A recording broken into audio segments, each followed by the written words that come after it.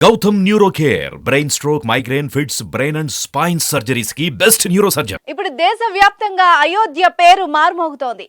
ఉత్తరప్రదేశ్లోని అయోధ్యలో జనవరి 22న రామ్లల్లా పవిత్రోత్సవం జరగనుంది. కానీ విని ఎరగని రీతిలో ఏర్పాట్లు జరుగుతున్నాయి. అక్కడ ఏం జరుగుతున్నా ఏదో ఒక ప్రాముఖ్యత సంతరించుకుంటోంది.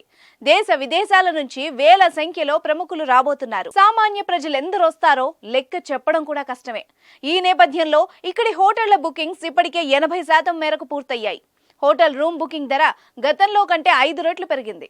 అయోధ్యలో 22న జరిగే ప్రాణ ప్రతిష్ఠ కార్యక్రమానికి పెద్ద ఎత్తున ప్రచారం జరుగుతూ ఉండడంతో భక్తులు కూడా ఇక్కడికి వచ్చేందుకు ఎంతో ఆసక్తి చూపిస్తున్నారు. ఈ నేపథ్యంలో అయోధ్యలోని పలు లగ్జరీ హోటళ్లలో ఒక రోజుకు రూమ్ బుకింగ్ ₹1,00,000 వరకు చేరింది. రామ్లల్లా పవిత్రోత్సవం రోజున మన దేశం నుంచే కాకుండా విదేశాల నుంచి కూడా 5 లక్షల మంది వరకు భక్తులు అయోధ్యకు వస్తారన్న అంచనాలున్నాయి.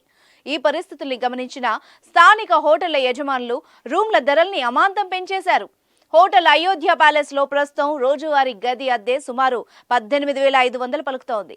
సాధారణంగా ఇక్కడ గది అద్దె 3,700. ది రామాయణ హోటల్లో ప్రస్తుతం రోజువారీ అద్దె 40,000. 2023లో దీని అద్దె 14,900గా ఉండేది.